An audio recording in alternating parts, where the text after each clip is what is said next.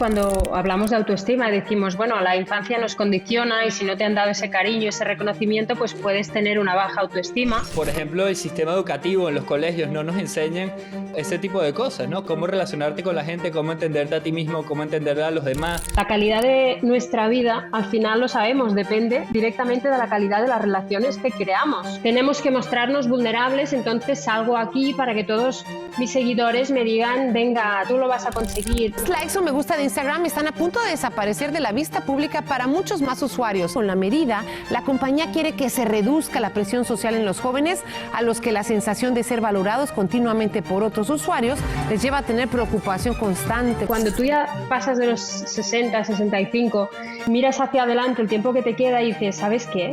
¿Qué me importa? Me importa tres pepinos. Cuando empiezas a construir sin tener esos pilares allá abajo y esas columnas, luego ya estás muy arriba y cuando se te cae ese edificio es demasiado peso encima. Que nos dejen de hablar durante varios días, ¿no? Eso está muy normalizado, que tu pareja te deje de hablar. ¿Cómo podemos permitir que nuestra pareja nos deje de hablar?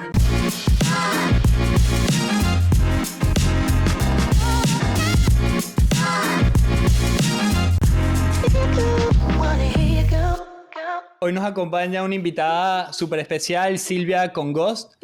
Silvia es una psicóloga española y coach profesional reconocida por su expertise en dependencia emocional, autoestima y conflictos de pareja, con una sólida formación en psicología, terapia de pareja, coaching y programación neurolingüística. Silvia es conocida por lograr generar cambios significativos en menos de 10 sesiones en sus pacientes.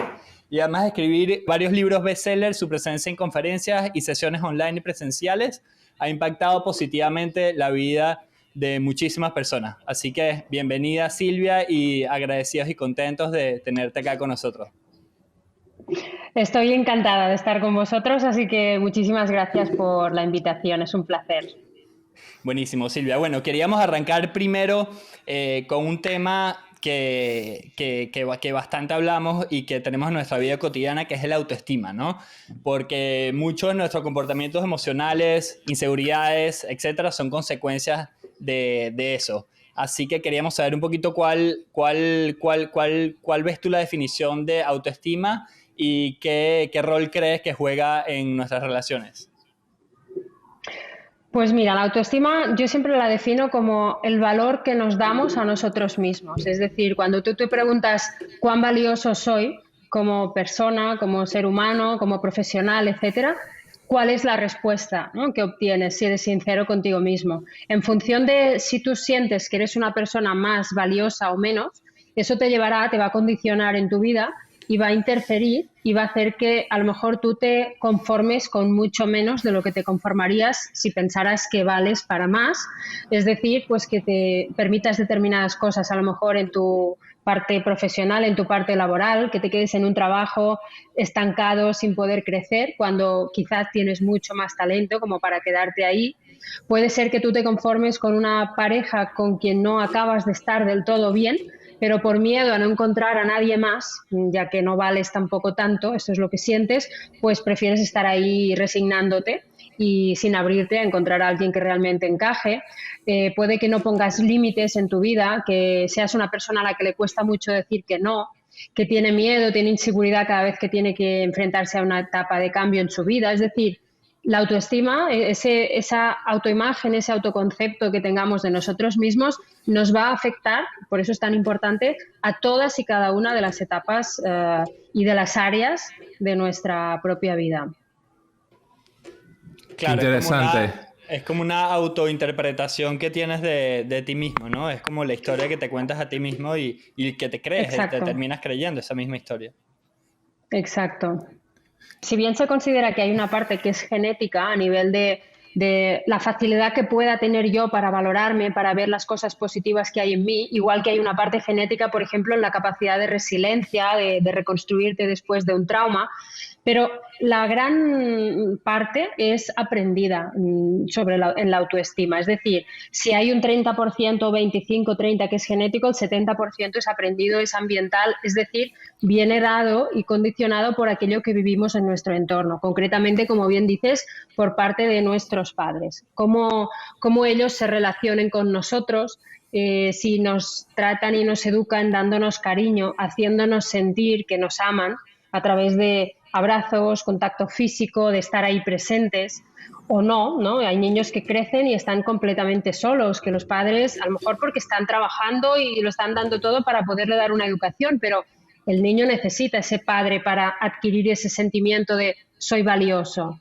soy querible, ¿no? Y merezco que me quieran. Si no lo tiene, puede ser que ese niño crezca sin ese sentimiento o sentirse que no es importante, que no es valioso. Igual que, por otro lado, está la parte también muy importante del reconocimiento o la desaprobación. Es decir, un niño que crece en un entorno en el que por mucho que se esfuerce en hacer las cosas bien para su padre o para su madre, nunca hace suficiente, o un niño al que le comparan con su hermano, con su primo, con el otro, siempre los mejores son mejores que él, los otros son mejores que él, crece también con esa sensación y ese sentimiento de nunca hago suficiente, y de adulto puede que sea una persona que se compare con los demás y que siempre se sienta menos, ¿no? Por lo tanto, aquello que vivimos en esta primera etapa de infancia, también la adolescencia afecta bastante, pero sobre todo en la infancia es determinante para la que será nuestra autoestima. Claro, y en ese caso, Sil, de que una persona o un niño haya carecido de la evidencia suficiente como para pensar, bueno,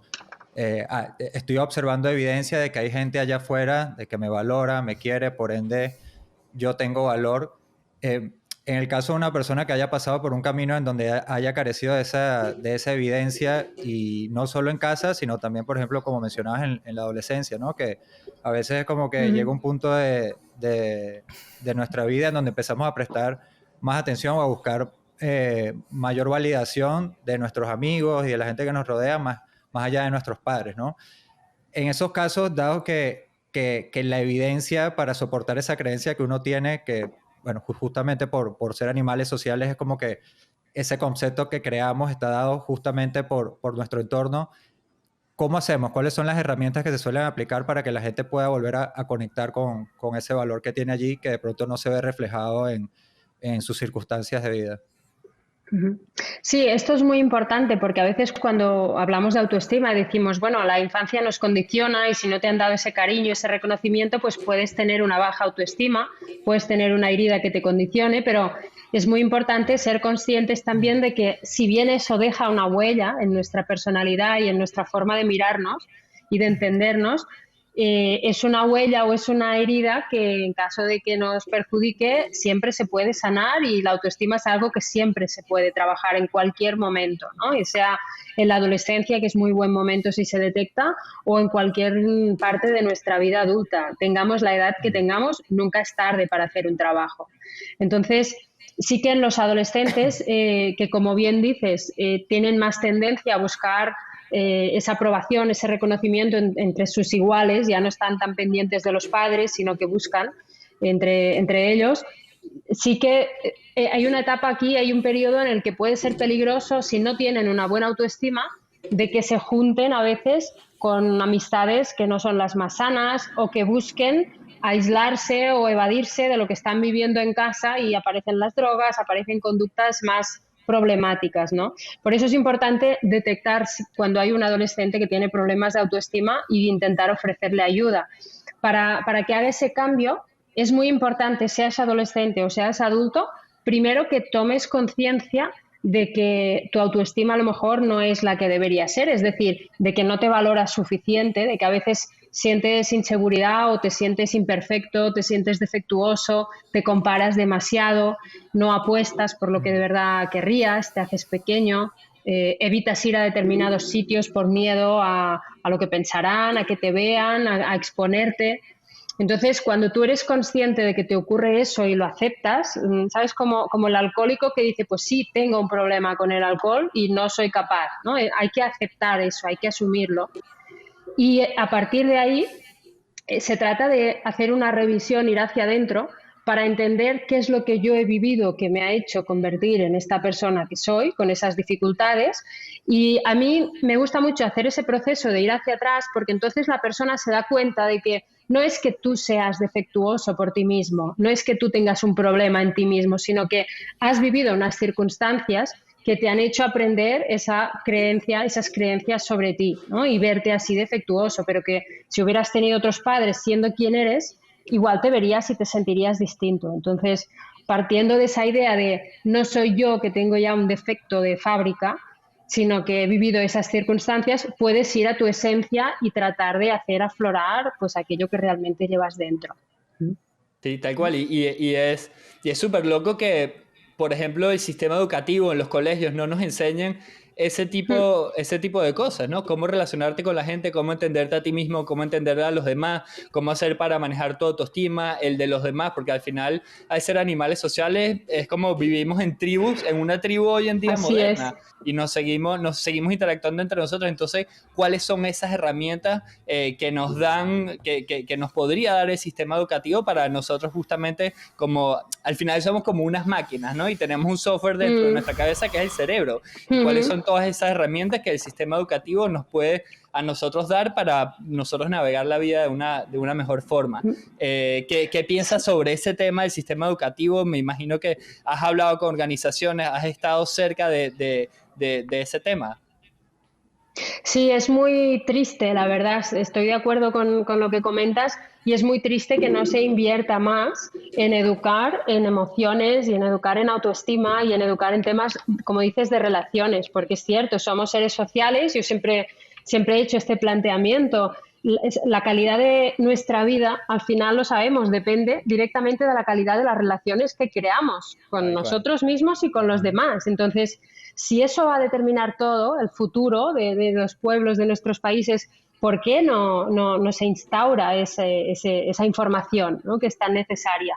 Pero no se hace. Y yo he hecho conferencias en auditorios muy grandes por aquí, por España, con miles de profesores dirigidas a docentes, y lo he dicho y lo he comentado. Hay hoy en día, incluso lo he preguntado, ¿hay escuelas en las que y me dicen que no se está trabajando esta parte emocional, y que si hay alguna escuela que a lo mejor hay un director que está sensibilizado con estos temas, igual ahí pues les ponen 1 hora a la semana de algo de tema emocional, pero ya, o sea, ya. Lo otro, Muy superficial.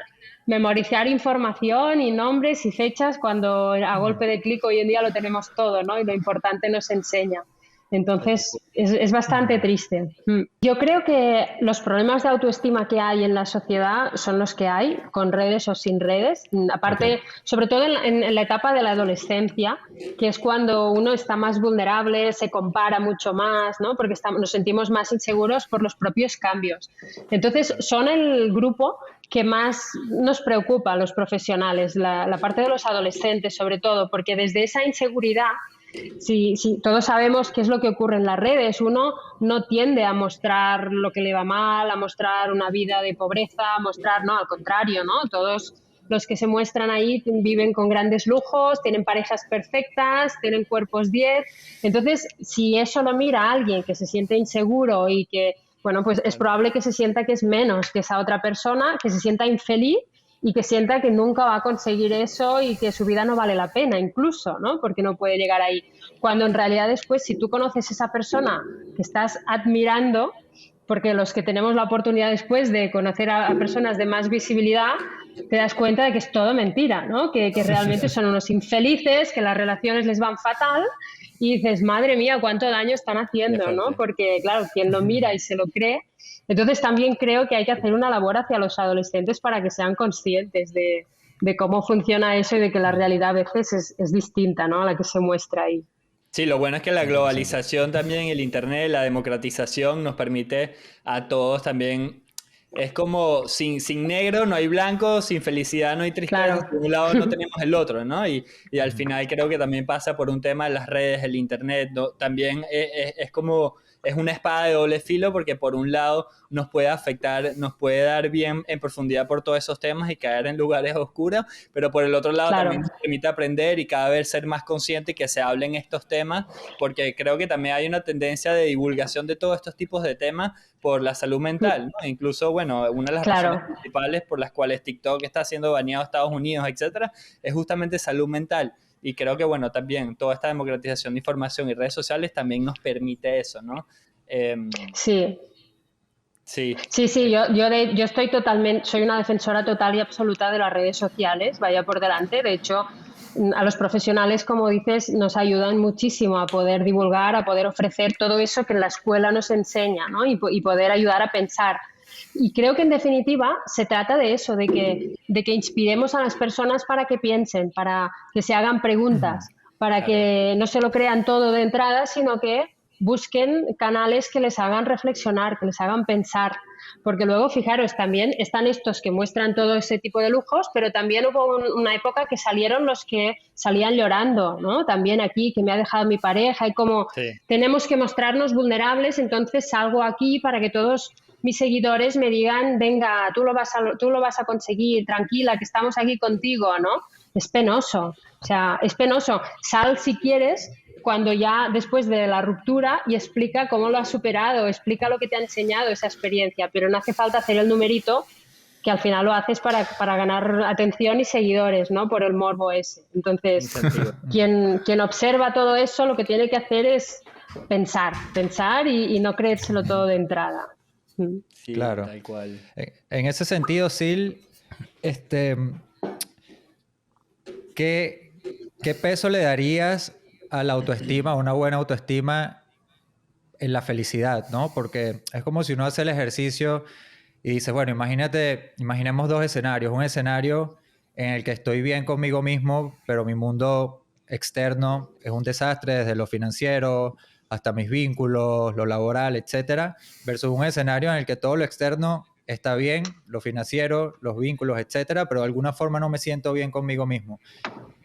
Es como que en el primer escenario, por más que las cosas no estén bien, uno puede imaginar que hay una cierta paz interior al uno sentirse bien con uno mismo, por más de que lo externo no esté en las condiciones que a nosotros nos gustaría. Y en lo otro tenemos todo lo que nos gustaría, pero no estamos bien con nosotros mismos. En ese sentido, ¿qué rol juega la autoestima en la felicidad? Y ¿consideras que sea si no la principal tarea que debería tomar cada uno de los seres humanos como prioridad para trabajar en ella? Muy interesante. A ver, el primer escenario que planteas, el de que todo te vaya mal fuera y tú te sientas bien, yo creo que o estás iluminado o esto es bastante difícil de conseguirlo. O sea, si todo se derrumba, dame la fórmula ahí perfectamente, claro. eso claro. no la tengo. Sí, pero lo veo complicado. Claro, eso lo mencionaba Sil, porque en estos días, no recuerdo ya ni siquiera el nombre del autor, pero leí una frase como la definición de éxito de este autor. Y la definición de éxito que él daba es esa sensación que uno tiene por dentro, obviamente, de cuando, dadas tus circunstancias, no importa cuáles sean, hagas todo lo que pudiste haber hecho, ¿no? Así no hayas obtenido lo que querías obtener, en el fondo sabes que hiciste todo lo que estaba en tu control, y por más de que no seas feliz, porque quizás no vas a ser feliz si no tienes los vínculos que quieres o todas las cosas que puedas llegar a desear, por más de que no seas feliz, hay una sensación allí que es agradable, que te deja tranquilo, de que sabes que hiciste todo lo que estaba en tu control. Por eso de ahí partía la... Sí, te entiendo. Sí.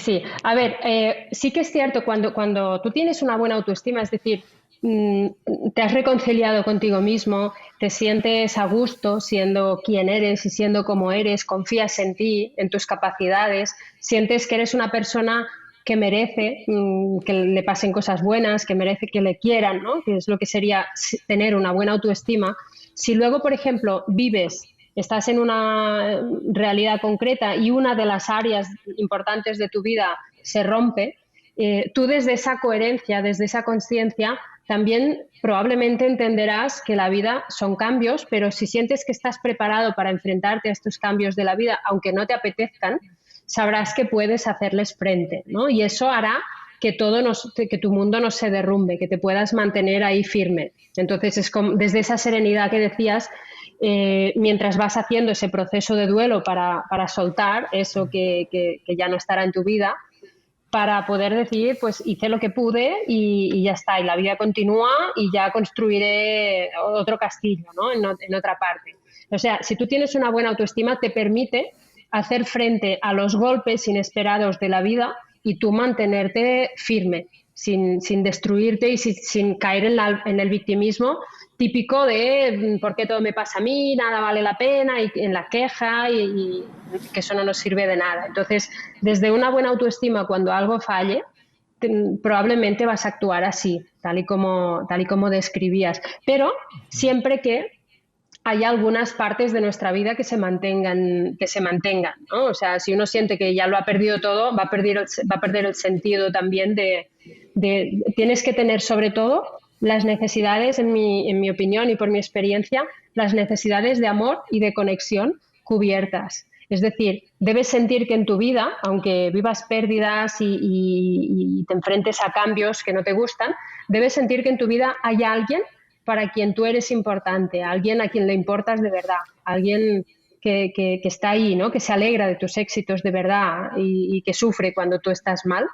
Y debes sentir que hay alguien con quien tú conectas, con quien creas conexión, ya sea una persona que ha vivido lo mismo que tú, puede ser, ¿no? Imagínate que tú has perdido a un hermano y te presentan a un chico que también ha perdido a su hermano. Ahí, cuando empecéis a hablar, dirás, wow, te entiendo, a mí me ha pasado lo mismo, ¿no? En ese momento se crea conexión, os entendéis, habláis de lo mismo. Ya sea por una experiencia vital o porque pensáis igual, valoráis las mismas cosas. Entonces, si en tu vida tienes a alguien con quien cubrir esa necesidad de amor y esa necesidad de conexión, sea quien sea, no hace falta que sea una pareja, puede ser un amigo, tu madre, un compañero de trabajo, quien sea. Si tú tienes una buena autoestima y hay algún área de tu vida que se derrumba, te mantendrás, porque esos pilares seguirán ahí firmes. Entonces, hay el caso contrario que comentabas, que es muy frecuente, y es la persona que lo tiene todo y se siente vacía por dentro, siente que no se valora, siente que nunca hace suficiente, siente que nada de eso es tan bueno como puede parecer de fuera. Y eso para mí es una persona que no tiene, evidentemente, una buena autoestima, ¿no? Es la persona que atribuye sus triunfos a conseguir éxitos pues, sociales, económicos, estéticos, que esto al final es lo que nos dice la sociedad, ¿no? Habrás triunfado cuando tengas X carreras, cuando seas millonario y cuando tengas un cuerpo a los 70 como si tuvieras 30. Entonces parece que así ya pues los otros te van a admirar y podrás salir ahí con la cabeza bien alta. Pero todo eso son cosas que la vida te puede quitar en cualquier momento. Te puedes arruinar así, puedes perder tu trabajo, se puede ir a pique tu empresa y tu cuerpo puede cambiar. Entonces es muy importante por eso conectar con tu ser, conectar con quién eres tú de verdad, con tus talentos, con tus partes, con tus capacidades, porque eso no te lo va a quitar nunca la vida, ¿no? Y por mucho que todo se derrumbe, siempre te vas a poder reconstruir. Entonces, si tienes éxito en muchas áreas de tu vida, pero te sientes vacío, tal vez es porque no tienes esas necesidades de amor y de conexión cubiertas, que yo creo que es la esencia y lo más importante de la vida. Maravilloso. Claro. Iba a hacer un pequeño comentario, Sil, justamente con esto que hablas de justamente los vínculos, las conexiones, etcétera. Me llamó mucho la atención que en una de tus charlas que vi, no sé si fue en la del BBVA, comentabas que el punto de la vida en la que los seres humanos suelen alcanzar la autoestima más alta es entre los 60 y los 70 años. Y enseguida lo vi, me vino a la cabeza ese clásico estudio que dice que entre los 60 y los 70 es donde la gente suele alcanzar el pico de felicidad, ¿no? Y pensaba, wow, qué loco que uno estando joven a veces se desespera, ¿no? Dice, me está pasando el tiempo, no estoy donde estoy, no me siento como me debería sentir, y es como, no es intuitivo, ¿no? Pensar que ya justamente hacia el final de la vida uno se va a sentir más feliz o mejor con uno mismo. ¿A qué crees que se deba esto principalmente?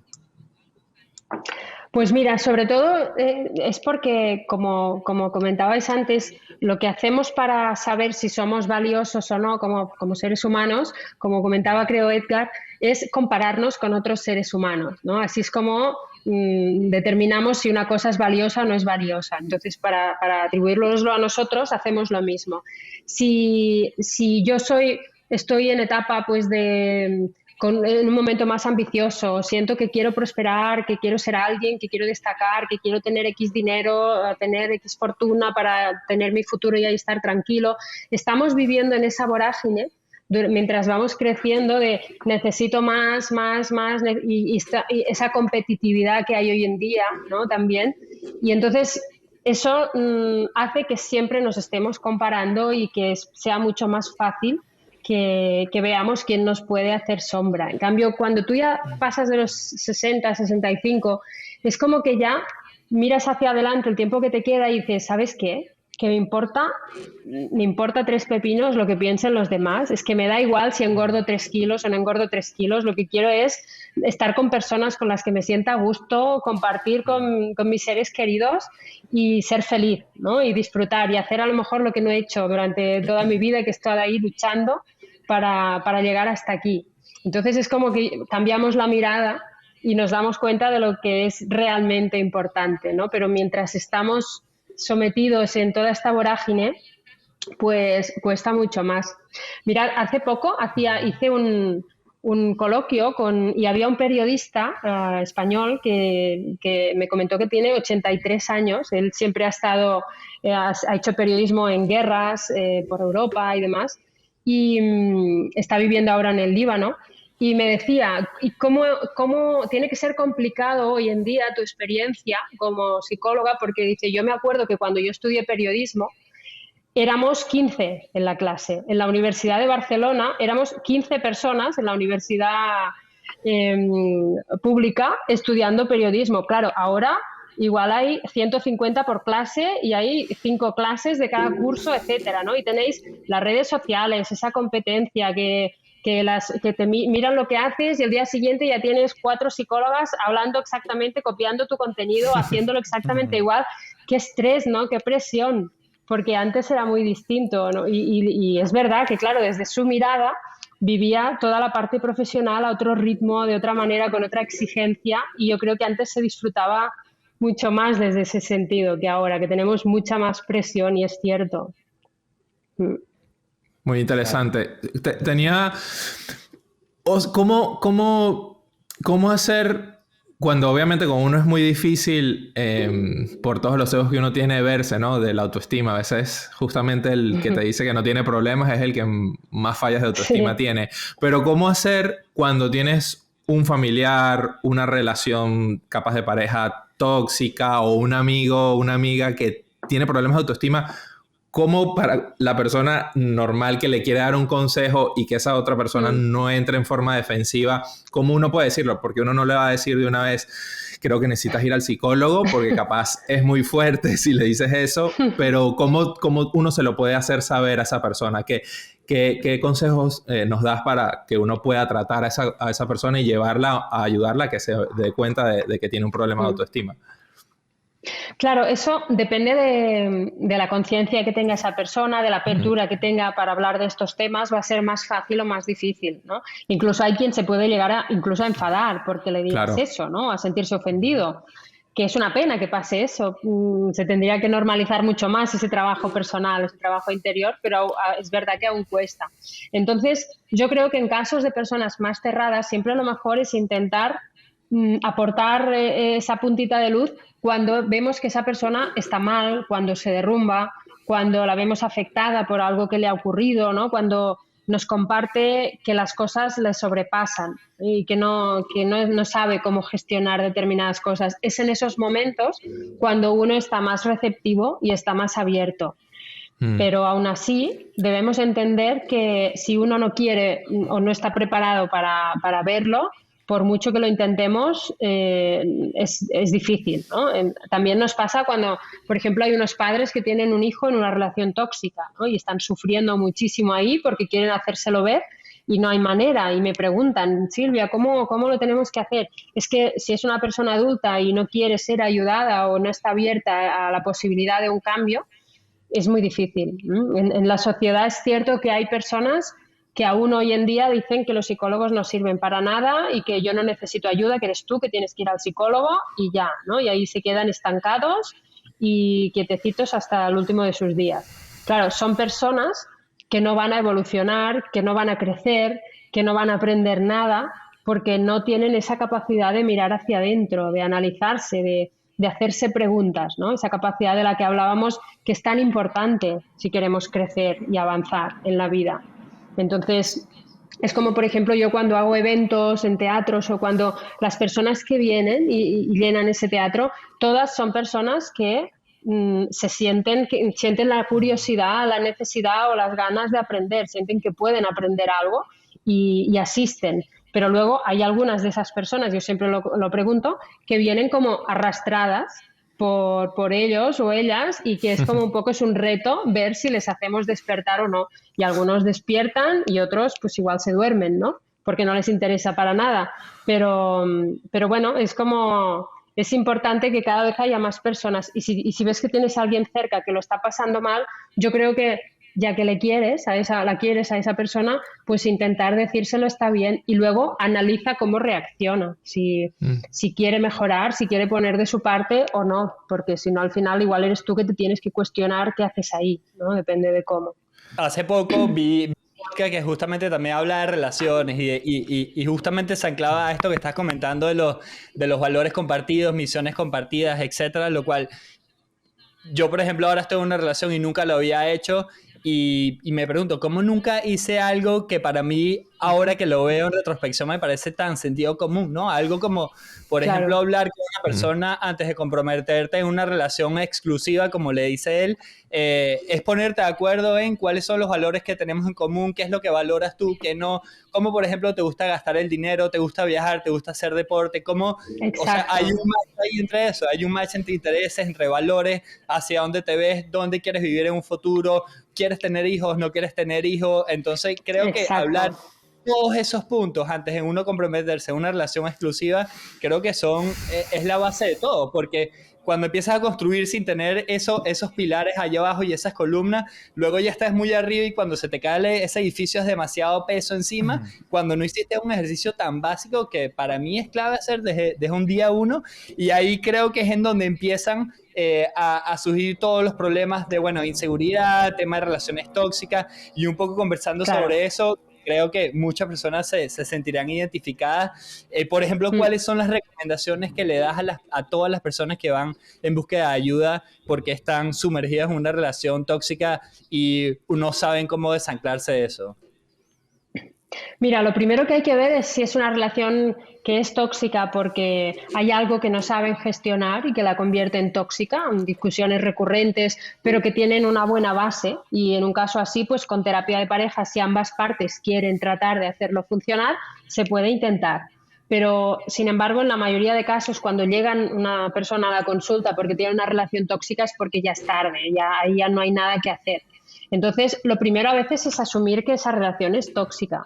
Hay que intentar averiguar si hay maltrato psicológico, que es muy frecuente y en cambio uno ni se lo plantea, ¿no? Que pueda, y permitimos muchas veces cosas como faltas de respeto, que nos dejen de hablar durante varios días, ¿no? Eso está muy normalizado, que tu pareja te deje de hablar. ¿Cómo podemos permitir que nuestra pareja nos deje de hablar? O sea, una cosa es que tú te enfades y digas, mira, necesito ir a dar 2 vueltas a la manzana, me voy al gimnasio y luego vuelvo y hablaremos, ¿no? Pero estar 3 días sin hablarte bajo el mismo techo, debería ser inconcebible. Y en cambio lo vamos normalizando. Y eso es una forma de maltrato también, porque tú no te sientes bien tratado cuando pasa por tu lado y no te mira, ¿no? Entonces, claro, hay que ayudar a esa persona a que tome conciencia de la magnitud de la gravedad de lo que está viviendo si está en una relación tóxica, porque lo ve mucho menos grave de lo que realmente es. Y a partir de ahí se trata de que tome conciencia de que no necesita esa persona, ayudarla a ver que no necesita seguir ahí, que lo que la mantiene ahí probablemente pues son esas creencias, ¿no? El qué dirán también nos afecta mucho, esa idea a veces de fracaso, ¿no? Cuando llevas mucho tiempo luchando para conseguir que aquello se arregle, es como si lo dejo ahora, todo este tiempo no habrá servido para nada, ¿no? Entonces, no, un poquito más, y hay que rendirse. Y hay que volver a hacer que esa persona tome conciencia de sus valores, eso ayuda mucho, y que se dé cuenta, y eso lo trabajamos en consulta, de que esa persona que tiene al lado no encaja prácticamente en ninguno. Entonces, claro, para que aquello pueda funcionar, su pareja es que tiene que morir y volver a nacer y convertirse en otra persona, porque es imposible que se cambie de arriba abajo. Claro, y tenemos también esa idea de que los polos opuestos se complementan y todas estas historias, y eso es una gran mentira también. Sí quizás podría ser cierto de alguna forma, el de los polos opuestos se atraen, creo que en un tema de temperamento, ¿no? De personalidades, porque quizás tienes a dos personas que son unos fosforitos y es imposible que se lleven esas dos personas, pero si tienes una persona que es un poco más, incluso no solo relaciones, pero en todo tipo de relaciones, no solo en pareja, en equipo, etcétera, cuando hay un balance de temperamento, quizás tienes una persona que es un poco más reactiva y luego tienes la otra persona que te baja un poco los cambios. Creo que justamente encontrar ese balance a nivel temperamentos creo que es importante para que haya ese match allí, ¿no? ¿Qué piensas? Sí, en ese sentido eso sería más una cuestión pues del carácter de cada uno, ¿no? Igual que si uno es más introvertido, el otro es más extrovertido, también se puede compensar, pero me refiero sobre todo a nivel de valores, o sea, las cosas que tú valoras que para ti son importantes a nivel de vida, de futuro, de día a día, de forma de cuidarte, la forma de comer, la forma de todo. Cuanto más encajéis, más fácil va a ser la relación y más conectado y unido te vas a sentir con la otra persona, está clarísimo. Tal cual. Puede que sea así, de pronto la palabra amor, una de las palabras que mayor cantidad de definiciones tiene, ¿no? ¿Qué es para ti el amor y cómo diferenciar una relación amorosa intensa de una relación con un vínculo, con dependencia emocional? Pues mira, para mí el amor es un sentimiento que implica una serie de ingredientes: bondad, compasión, facilidad, fluidez, equilibrio, cercanía. El amor es algo que es sano. Es sano, exacto. Y luego, cuando pues puede haber, si es de pareja, admiración, comunicación, confianza, etcétera, etcétera, ¿no? Pero básicamente es un vínculo con una persona, cuando está basado ese vínculo en el amor, en el que vives esa relación desde la facilidad y sientes que no te tienes que preocupar por la relación, ¿no? No tienes que invertir grandes dosis de energía en solucionar malos entendidos, problemas, cosas que no funcionan, enfados. No, es fácil. Entonces, claro, el tema de una relación intensa versus una relación con dependencia emocional, yo creo que en las relaciones que están basadas en el amor hay varias etapas. Cuando tú entras en la relación hay el enamoramiento, que es algo que es mucho más intenso, mucho más loco por los cambios químicos que hay en el cerebro, pero después, cuando ya ha pasado esa etapa y tú ya vas conociendo a esa persona y empiezas a amarla porque la conoces y te encaja, ese nivel de intensidad se tiene que regular, ¿no? Si no, igual es que hay más que intensidad, hay un desequilibrio por parte de una de las dos personas. Se tiene que ir calmando y vamos entrando como en una fase más de madurez de la propia relación. Y entramos en la convivencia, etcétera, etcétera, ¿no? Vamos adentrándonos en diferentes etapas. En cambio, cuando hay dependencia emocional, lo sabemos porque hay momentos en los que tenemos clarísimo que no es la persona. Hay momentos de lucidez, aunque sean momentos puntuales, en los que digas, me doy cuenta, es que no, esto no puede ser, es que no puedo continuar con esta persona, eso se tiene que acabar. Pero sin embargo luego se pasa ese momento y entras con la reconciliación o entras con no, ni hablar, yo no quiero cortar, no me imagino estar sin esa persona, es como, no, me siento incapaz de cortar ese vínculo. Es como, estás ahí como una droga, estás atrapado como una adicción y no la puedes cortar. Claro, justo te iba a preguntar eso, Sil, que vi que en algún momento comentabas que la dependencia emocional funciona justamente como una adicción. ¿Esto es literalmente así? O sea, a nivel fisiológico, el cuerpo y el cerebro ocurre lo mismo. Sí, ocurre exactamente lo mismo. Y igual que en una adicción, por ejemplo, cuando ves que eso no funciona, imaginaros una persona que tiene una ludopatía y está ahí en la máquina, en la tragaperras, metiendo monedas, esa sensación de, no, una más, cámbiame el último billete, el último, una más, que tengo una corazonada, venga, otra, una más. eso pasa exactamente igual también. Cuando intentas dejarlo porque te das cuenta de que es tóxico, entras en síndrome de abstinencia y te pasa igual exactamente, o sea, el cuerpo, entras en ansiedad y hasta que no te colocas al lado de esa persona, no te calmas otra vez y luego a los 5 minutos dices, ¿por qué he vuelto? ¿No? Ya vuelvo a estar otra vez igual. Ahora que había conseguido estar 2 semanas sin esa persona, ¡pam!, ya vuelvo a estar aquí, ahora tengo que volver a salir.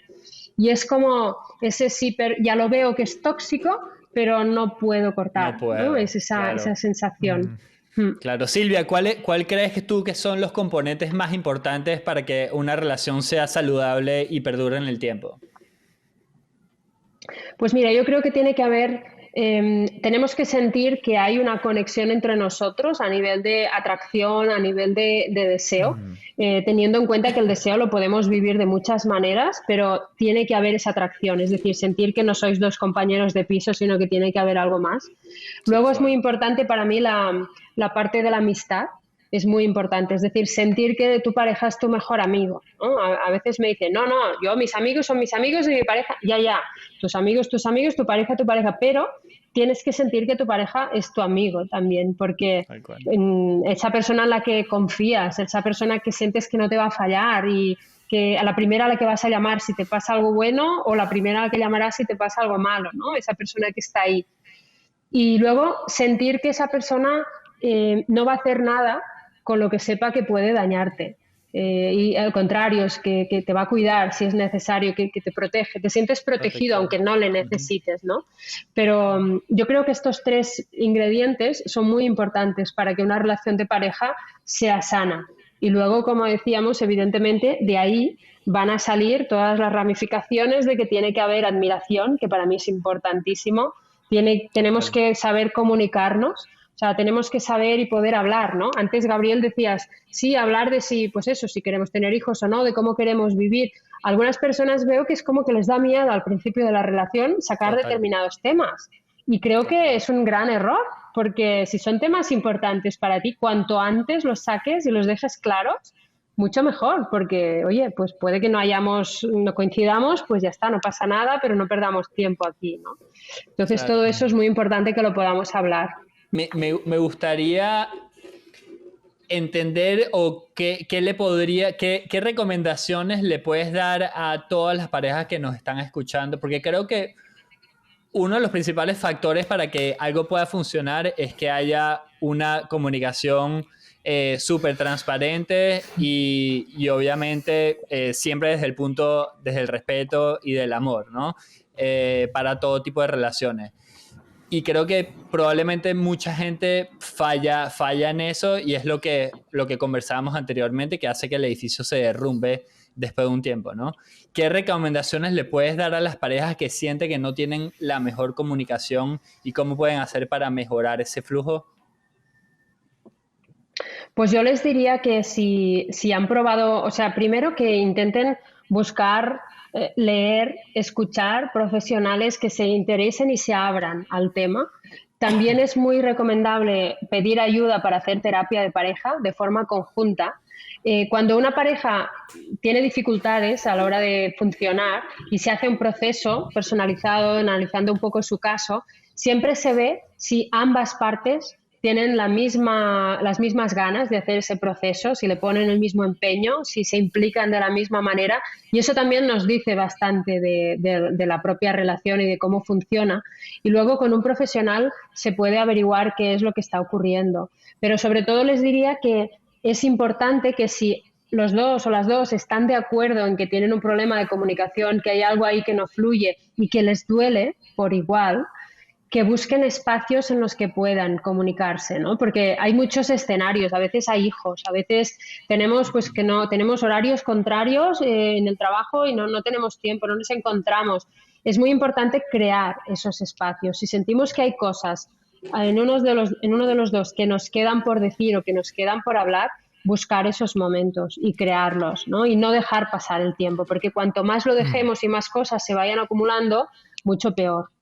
Sí, incluso en relación a eso, creo que hay un ejercicio que está bueno que yo he hecho con amigos y he hecho con mi pareja, pero De hecho, ahora que lo digo, me gustaría hacerlo más seguido, que abrimos un espacio una vez al mes o cada 3 semanas en Google Meet, que es un espacio de 15 minutos para darnos feedback mutuo, ¿no? Entonces, es un espacio en el que cada uno de las dos personas habla las cosas que esa persona considera que hizo bien y las cosas que esa persona considera que pudo haber hecho mejor, y luego le abre el otro espacio a la otra persona para que le diga a esa persona lo mismo, y luego se cambian los roles. Entonces creo que justamente esto es súper importante que estás hablando de abrir un espacio, porque también podemos caer en que cuando damos un feedback la otra persona se pueda sentir que la estamos atacando o lo que sea, pero cuando se abre un espacio para eso, justamente nos abrimos y somos vulnerables para recibir y para dar, ¿no? Lo cual, bueno, claro, sigue nutriendo esa transparencia en comunicación. Sí, y también cuando tienes que decirle a la otra persona algo que te ha molestado, algo que te ha dolido, que no te ha gustado, es importante hacerlo para evitar lo que decías, para evitar que se sienta atacada, hacerlo desde ti. Es decir, yo me siento así claro, cuando actúas de esa forma o cuando pasa eso, ¿no? Claro. Cuando te comportas así, cuando reaccionas o sea, te estoy hablando de mí, no estoy juzgando tus actos, sino quiero claro, que sepas cómo me siento yo, qué pasa dentro de mí cuando tú haces eso. Quiero compartir contigo para que tú lo sepas. Entonces, aquí también ves cuánto le importa a tu pareja eso que te está pasando a ti cuando él o ella se comporta de esa forma. Y eso también tenemos que observarlo, porque tenemos que sentir que le importa y que le da valor, porque para ti es importante, ¿no? Y son cositas después que nos van uniendo y acercando más o no, depende. Claro. Claro. Sí, aparte de tus libros, ¿algún otros recursos, algún autor que te guste su trabajo para recomendarle a la gente sobre este tema? Yo, mira, de temas de relaciones de pareja, os diría Gottman, el Instituto Gottman, que hacen muchísimos research, buscan muchísima información, incluso han tenido apartamentos en los que han puesto cámaras y han puesto parejas para analizar su conducta cuando había crisis, cómo se comportaban. Hay muchísima información que es muy, muy interesante y creo que está muy validada y es muy coherente todo lo que aportan y que vale mucho, mucho la pena. Luego también a mí me gusta mucho Esther Perel, sobre temas de pareja y sexualidad. Creo que es de lo mejor que hay hoy en día y también aporta muchísimo contenido en redes y en internet. ¿Hay algún problema en particular, algún área en la que estés trabajando ahora, algún nuevo libro, algo que te interese en particular? Bueno, estoy escribiendo un nuevo libro. De hecho, acabamos de reeditar el primer libro que escribí hace 10 años, que le hemos cambiado el título también y ahora se llama Amor o Adicción, que es un libro sobre dependencia emocional y que ha ayudado a muchas personas y bueno, y ahora sigue ayudando también, ¿no? Pretendemos que ayude más porque el tema de la dependencia emocional es algo que es muy frecuente. Y ahora estoy con un libro nuevo porque me gusta mucho escribir y siempre cuando acabo uno ya estoy pensando en el siguiente. Al final esa parte de divulgación, a través de la escritura, junto con los eventos que hago de gran formato en teatros y demás, pues es lo que más me gusta hacer, a tratar de aportar esa información, esa educación que creo que nos falta y la verdad que toda mi vida gira en torno a esto, a intentar acercar todo esto para ayudar a pensar y a reflexionar sobre lo que vivimos, sobre si nos satisface de verdad y darnos cuenta de que podemos tener lo que necesitamos y queremos. El tema del sexo. Porque me da curiosidad y me pregunto si hay muchas parejas que acuden hacia ti y hacia psicólogos porque están teniendo problemas relacionados a eso. Y en caso de ser positivo, ¿cómo pueden cuáles son los principales componentes que uno se da cuenta que está teniendo problemas con el sexo o cómo se pueden resolver esos temas o cuál es el rol que crees tú que juega el sexo en una relación? Pues yo creo que es una parte muy importante en una relación de pareja. Tiene que haber muy buena comunicación en la parte sexual, muy buen entendimiento y tenemos que hablarlo de la misma forma, ¿no? Tenemos que entenderlo igual, es muy importante, porque es lo que diferencia pues que seamos dos compañeros a que seamos una pareja. Sí que se pide, hay muchas personas y muchas parejas que acuden a un psicólogo experto en terapia sexual, pero lamentablemente hay muchos menos de los que tendrían que acudir. Es decir, Claro. yo cuando trabajo de forma individual con quien viene a pedir ayuda, sale ese tema muchas veces y te das cuenta de que hay muchos casos de parejas o personas que tienen un problema, pero sobre todo hombres que no lo quieren aceptar por una cuestión cultural, por una Ego. cuestión de autoestima, ego, Ujú. lo que sea. Entonces, y es una pena porque realmente con una terapia adecuada, con un sexólogo, son dificultades y problemas que por lo general son psicológicos y se pueden solucionar bastante rápido. Pero tanto te encuentras personas que con su pareja pues dicen, no, pues es lo que hay y ya está, y si no te gusta pues te aguantas. Y hay otras personas que dicen, no, no, yo no voy a ir a un psicólogo ni loco, ¿no? Y no van. Y entonces eso puede acabar creando otro conflicto y otro problema dentro de la propia relación, evidentemente.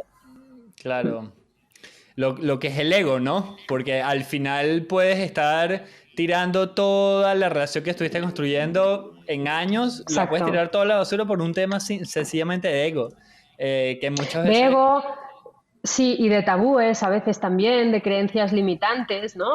Nos cuesta muchas veces hablar de sexo cuando es una parte de la vida de todas las personas, absolutamente. Lo más Entonces, biológico que tenemos. claro, entonces evidentemente no hace falta que vayas ahí a los cuatro vientos contando tus intimidades, pero es algo que lo tiene todo el mundo y que hay una serie de opciones y todos vamos a parar a las mismas, algunos son más abiertos, otros menos, pero sabemos lo que hay y si tienes una parte que no funciona, pues para eso está un profesional, ¿no? Y deberíamos no ser tan reticentes en ese sentido porque, como digo, son dificultades y problemas bastante fáciles y rápidos de superar y es una pena que por culpa de eso pues tengamos ahí algo que no acaba de funcionar en la relación. Sí, y otra cosa que me parece interesante, que es un tema que cada vez se habla más y más y más, que probablemente te habrán llegado muchos casos de esa índole. El tema de relaciones abiertas. Te llegan Ujú. parejas que trabajan en esos temas, que están buscando eso como una solución para que cada quien tenga más libertad, pero puedan seguir aprovechando ese amor que se tienen entre ambos sin tener que, digamos, mitigar todo el resto. Me encantaría saber un poco qué piensas al respecto. Mm. Bueno, esto sería un tema para otro podcast entero, de lo profundo que puede ser, pero sí que yo creo que lo importante en estos casos es que entendamos que hay tantos modelos de relación de pareja como personas se sientan cómodas en ellos, Ujú. ¿no? Pero lo básico e importante es que cuando alguien se plantea algo como esto, o sea, salir de lo que estamos educados, de lo más visto, lo más convencional, lo que vemos en nuestro entorno, lo importante es que ambas partes sientan y deseen lo mismo, que no sea que hay una de las dos partes que convence a la otra, ¿no? Claro, Y claro. a veces incluso nos hemos encontrado, no, vengo a la consulta porque para que me ayudes a aceptar, pues eso, que lo mejor es una relación abierta. No, perdona, yo no te tengo que convencer de nada, ¿no? Si tú, o sea, me estás Claro. diciendo esto porque a ti no te parece bien, porque no te encaja, porque no lo entiendes así, entonces no puedes tolerarlo porque vas a sufrir. Claro, no, Claro. no. Una cosa es que tú, dentro de tu sistema de tu forma de ver la relación, pienses que eso es lo mejor por X motivos, entonces ya es porque eso te encaja. Pero si no, no creo que sea bueno que nos esforcemos o lo probemos si no lo sentimos de verdad, porque las consecuencias pueden ser devastadoras. A quien le Tal cual. encaje, perfecto, y que lo disfrute, pero siempre también tiene que ser con una base de muy buena comunicación y teniendo muy claro dónde están los límites. Tal cual, todo tiene que ser recíproco. Bueno, Exacto. Silvia, no te vamos a quitar más tiempo porque ya estamos sobre la hora. ¿Dónde te puede encontrar la gente? ¿Cuáles son tus redes, tus canales? ¿Dónde pueden aprender más sobre ti? Pues mira, Mis redes principales son mi Instagram, que es Silvia con Ghost. Me pueden encontrar también con cientos de vídeos que seguro que les van a ayudar en mi canal de YouTube, que también me pueden encontrar con mi nombre. También estoy en Facebook y en mi página web silviaconghost.com, donde encontrarán la información de todo lo que hacemos, desde terapias, los libros, los eventos, videocursos. Hay una videoescuela también muy interesante y todo lo que hacemos para intentar aportar luz y esa información, ¿no? que decimos que falta. Y el nuevo libro está en proceso aún, no tenemos fecha, pero seguramente será ya el año que viene. Que espero ir a presentarlo por allí, sí. Avísanos cuando salga y lo subimos en el Quilombo. Genial, perfecto. Bueno, Silvia, 1.000.000 de gracias por tu tiempo, por tu espacio nuevamente, por toda tu sabiduría. Súper interesante. Ha sido un placer. Seguramente le va a ser muy útil a todo el mundo que nos está escuchando. Así que nada, 1.000.000 de gracias otra vez. Muchas gracias a vosotros, un placer. Gracias, Aña.